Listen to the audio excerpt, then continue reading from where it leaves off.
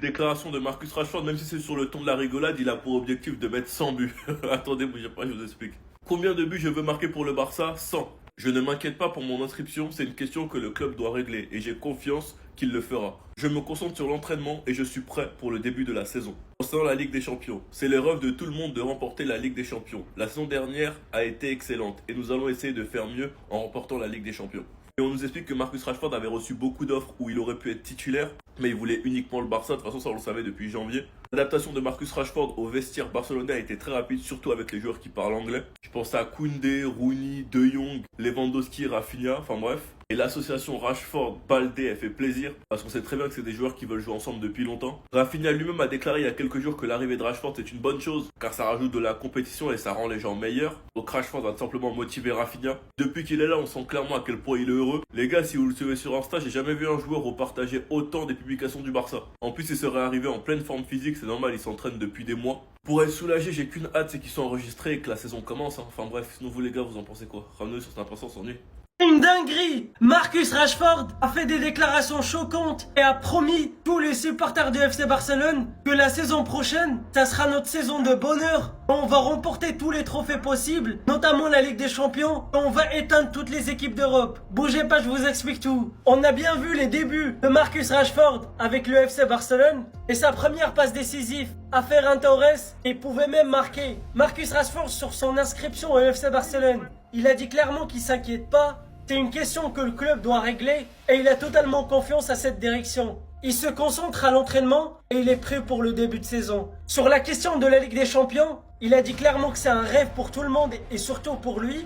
Il a déclaré clairement qu'ils vont essayer de tout faire pour remporter la Ligue des Champions la saison prochaine. En tout cas, Marcus Rashford, on est une famille.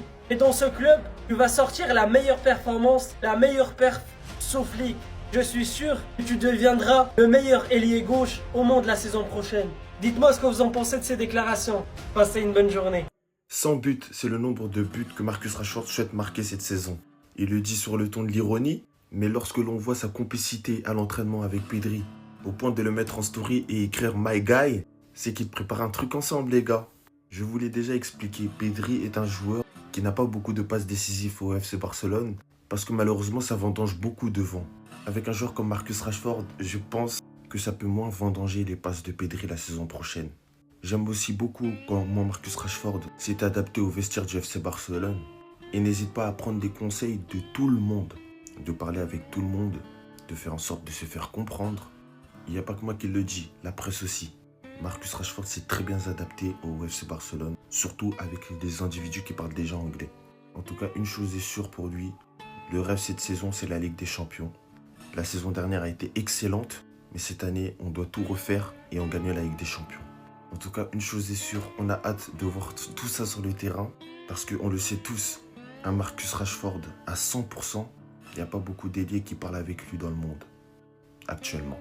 C'était Sejorinho du Brasil, et dites-moi ce que vous pensez de tout ça. Bao. Marcus Rashford a choqué tout le vestiaire et la direction du FC Barcelone avec tout ce qu'il a fait depuis son arrivée et même avant sa signature au FC Barcelone. Et Hansi Flick et la direction du FC Barcelone et même les joueurs apprécient ses efforts. Rashford a réussi à s'intégrer dans cette équipe. Bougez pas, je vous explique tout. Déjà avant qu'il arrive au FC Barcelone, Marcus Rashford a rejeté plusieurs offres importantes avec des garanties d'inscription et d'être titulaire en plus. Mais le joueur ne voulait que le FC Barcelone. Et même pendant son vol, pour arriver à Barcelone, le joueur était en train de regarder des vidéos de Henry et Ronaldinho pour au final choisir le numéro 14 de Thierry Henry. À son arrivée au Barça, Marcus Rashford est arrivé en pleine forme physique. Déjà qu'il faisait des préparations en été, et on voyait tout ça avec ses stories, avec ses publications sur Instagram. Mais le plus important, c'est qu'il est apprécié par toute l'équipe du FC Barcelone. Surtout avec les joueurs qui parlent anglais, notamment Ferran Torres, Koundé et j'en passe. Et ça c'est très important pour la saison prochaine. Parce que grâce à ça, grâce à la cohésion d'équipe, on va aller remporter la Ligue des Champions qu'on attendait depuis 10 ans. Sinon les gars, dites-moi ce que vous en pensez. Passez une bonne journée. Le gros problème dans le foot de maintenant, c'est qu'il faut que tu aies du flow, il faut que tu t'appelles Casatinho, il faut que tu fasses des virgules, il faut que tu fasses des grands ponts, il faut que tu fasses des roulettes à tout va tout le temps. Et maintenant, pour être un très bon milieu de terrain, il faut que tu marques. Moi, je veux bien que le foot évolue, je veux bien que le football change, etc. Mais les gars, le rôle de Casado dans ce Barça-là, mais les gars, faut en parler, hein. Le mec, il est juste trop fort. Regardez, il récupère des ballons, il oriente le jeu, il fait des passes tranchantes. Regardez contre le Real Madrid lors du 4-0 au Santiago Bernabéu. Ce mec-là, il est trop sous-coté. Pourquoi il est sous-coté? Parce qu'il s'appelle Casado, il est petite taille, il a pas de flow, et il fait pas de dribble. Et en plus, il est un peu lent. Alors que ce mec-là, il va ultra vite, il est vif, tonique, il est teigneux, il est bon balle au pied, il a une excellente compréhension du jeu. Mais non, on préfère croire les experts Twitter qui sont là en train de nous dire oui, mais il a pas de flow, oui, mais il a pas de ci, oui, mais il a pas de ça. Mais on a la fashion week ou quoi? À partir du moment où t'as un mec qui te dit que oui, un tel est nul parce qu'il a pas de flow, ah ouais, faut se mouiller la nuque, il faut arrêter de parler avec lui, les gars. Si vous connaissez des individus de la sorte, il faut arrêter de parler. Le rôle de Casado, les gars, est de limiter les ballons vers la défense. En plus de ça, d'orienter le jeu. Voilà, c'est quoi le rôle de Casado. Ce n'est pas de faire des dribbles, ce n'est pas de faire des trucs bizarres. C'est pas de faire des trucs de PlayStation.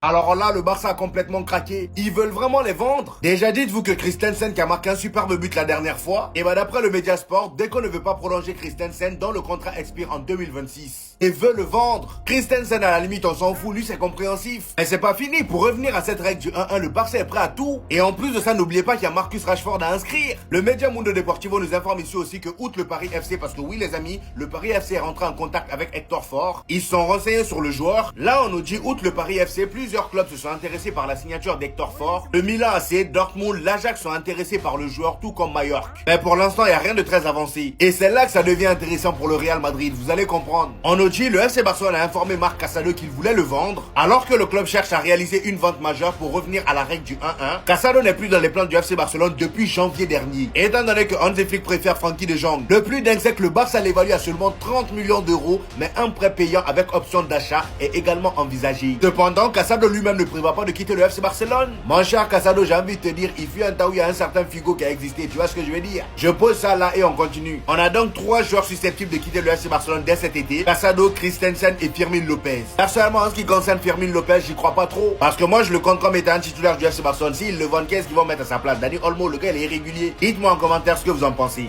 Voilà, ça c'est le football que j'aime, le football allemand, le football méchant. Et même avec notre direction, je m'explique, même si j'ai l'impression de me répéter parce que cette information-là, elle avait déjà été confirmée il y a quelques temps. Hansi Flick refuse catégoriquement le départ de Fermin Lopez et refuse même d'en discuter. Voilà, dictature allemande. Si vraiment l'urgence était de pouvoir enregistrer en profitant d'un départ, en fait on peut être payé à la place de... En fait on peut être payé à leur place en vrai, non? Janvier. Au lieu de faire comprendre à l'euro qu'il va rester en janvier, vous calculez pas la Juve, vous négociez. Si vous voyez que c'est pas bon pour lui, il part. Vous, non. Vous l'avez prolongé jusqu'en 2031. Il a 26 ans, avec 14 millions. Donc vous avez augmenté son salaire. Terre statique, vous êtes incapable d'aller dans un bureau de lui dire chef part. Vous êtes obligé de passer par la presse malheureusement pour faire comprendre qu'il faut des départs. Il faut que ce soit Flick qui fasse tout en fait. J'ai mis cette image. Les travaux de Flick ont été monstrueux, colossaux. Personne ne s'attendait à ce que la sauce prenne aussi bien et qu'il performe aussi bien avec un effectif aussi limité.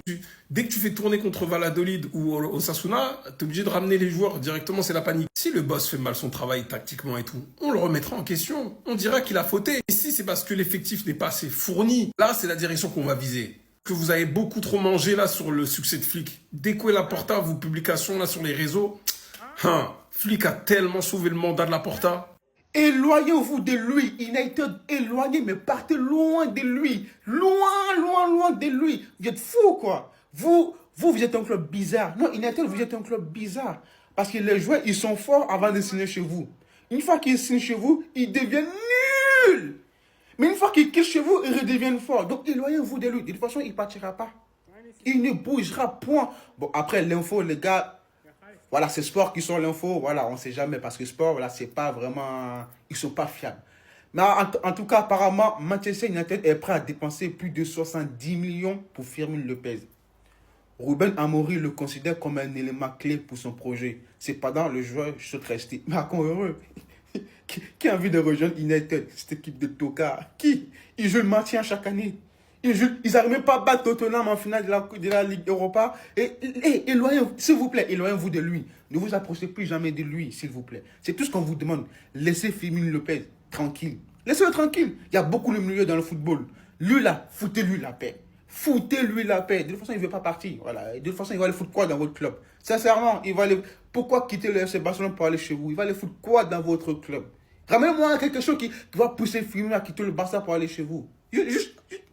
Arrêtez ça. Attendez. Donc l'éventuel départ douloureux que Laporta évoquait il y a quelques semaines, c'est Casado. Eh bah purée. Breaking, Barcelone a informé Marc Casado qu'ils écouteraient les offres pour le vendre. Le club a besoin d'une grosse vente pour revenir à la règle du 1 pour 1. Le dossier Marc Casado est un dossier qui existait il y a déjà plus d'une semaine. Le joueur ne veut pas partir et le club ne veut pas absolument le faire partir. C'est un joueur apprécié et valorisé. On verra bien si Marc Casado sera vendu ou non. Et croyez-moi que si ça arrive, je serai très déçu. Premièrement parce que ça serait grave de le laisser partir au vu de tout ce qu'il nous a montré, du niveau qu'il a affiché dans des grands matchs, etc. Et deuxièmement parce qu'au milieu de terrain, même si on est blindé de ouf, c'est pas lui qui doit partir. Et je sais d'avance qu'en disant ça dans les commentaires, il y a encore des personnes qui me diront que nous les Barcelonais, on est trop attachés à nos joueurs, on est trop dans les sentiments, etc. On n'a jamais envie de les vendre. Et en soi là, c'est même pas une question de sentiments. C'est juste qu'on va devoir sacrifier Casado pour de la masse salariale, tout ça parce que certains dossiers ont été mal gérés. Et quand je parle de dossiers mal gérés, je prends l'exemple d'Araouro. Au début du mercato d'été, il avait une clause libératoire entre le 1er et le 15, et malgré l'intérêt de certains clubs comme la Juventus, le Barça ne voulait pas le vendre, en nous faisant comprendre qu'apparemment le Barça comptait sur lui la saison prochaine, pour finalement apprendre que le joueur ne veut pas avoir un rôle secondaire, il souhaite être titulaire car sinon il pourrait s'en aller. En sachant qu'aujourd'hui le 2 août c'est trop tard. En défense centrale t'as seulement Kubarsi, Inigo, Araouro et Christensen, donc si tu vends Araouro tu restes avec 3 défenseurs. En sachant que Christensen physiquement on n'est pas à l'abri d'une blessure. En cas d'éventuel départ pour libérer de la masse, ça nous parle également de Fermin Lopez, et je suis désolé, lui aussi on doit pas le vendre. Bref, en tout cas n'hésitez pas à me donner vos avis dans les commentaires, histoire de savoir ce que vous en pensez, et moi je lirai tout ça. Déclaration de Laporta sur les enregistrements et les futurs objectifs du Barça pour la saison prochaine. Attendez, bougez pas, je vous explique. Pour commencer, les inscriptions progressent correctement. Il vaut mieux faire le travail et ne pas les laisser traîner. Nous faisons ce que nous devons faire et nous sommes convaincus que nous pourrons les enregistrer. L'inscription de Johan Garcia ne dépend pas du temps d'arrêt de Ter Stegen. Ce qui se passe, c'est que la démission de Ter Stegen, qui comme vous le savez est une énorme absence, est la façon la plus directe de procéder à l'inscription. Nous avons renforcé l'équipe, nous espérons que la prochaine saison nous apportera des succès et beaucoup de joie et des moments inoubliables dans les mémoires des supporters. Nous nous battons pour gagner toutes les compétitions la saison prochaine. Nous sommes très satisfaits du déroulement de la tournée, l'accueil au Japon et en Corée est incroyable. Le dernier match sur notre chaîne YouTube a été visionné 15,4 millions de fois, soit le deuxième plus grand nombre de vues de notre histoire. Tous les haters du Barça qui sont là derrière nos matchs de pré-saison, les gars, on vous voit. Hein. Les stats, ça ment pas, les gars. On vous voit. En tout cas les gars, j'ai qu'une hâte, c'est que la saison commence. D'ailleurs le planning du mois d'août, on rejoue le 4. La tournée se termine, on enchaîne avec le Gamper le 10, qui malheureusement ne se jouera pas au Camp Nou. La Liga commence le 16 pour nous avec Mallorca à l'extérieur, Levante le 23 à l'extérieur et Rayo Vallecano à l'extérieur. Personnellement j'ai un très mauvais souvenir de Rayo Vallecano à l'extérieur en début de saison à ce mois. C'est la même période où Bernal s'est blessé. Enfin bref, sinon vous les gars, vous en pensez quoi? Ramenez-vous sur cette importance, s'ennuie. C'est quoi cette journée? Non, franchement, les gars, dites-moi, c'est quoi cette journée de dingue? Manchester United prépare une offre de plus de 70 millions pour Fermin Lopez.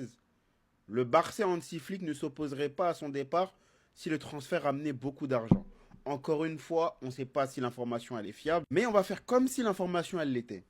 Je vous pose la question, pour ou contre un départ de Fermin pour une telle somme? En cas de départ de Fermin, en 10, on n'aurait plus que Rafinha en concurrence et Dani Olmo. Après, tu peux toujours bricoler avec des Pedri, des De Jong, vous m'avez compris. 70 millions seulement pour Fermin, pour aller potentiellement lui gâcher sa carrière à Manchester United. Je le répète, est une équipe malade à l'heure actuelle, donc peu importe la qualité de tes joueurs, s'il n'est pas bien entouré, ça ne servira à rien. Pense à des joueurs comme Mazraoui, Bruno Fernandes, qui font d'excellents travail là-bas, mais qui malheureusement, avec leur équipe, ils ne peuvent pas faire grand-chose. Donc gâcher un potentiel qui est pour moi encore grandissant, je le répète, Fermin n'est pas à son apogée, pour de l'argent, pour revenir au 1 pour 1, alors que j'en suis convaincu, il y a encore d'autres solutions au Barça.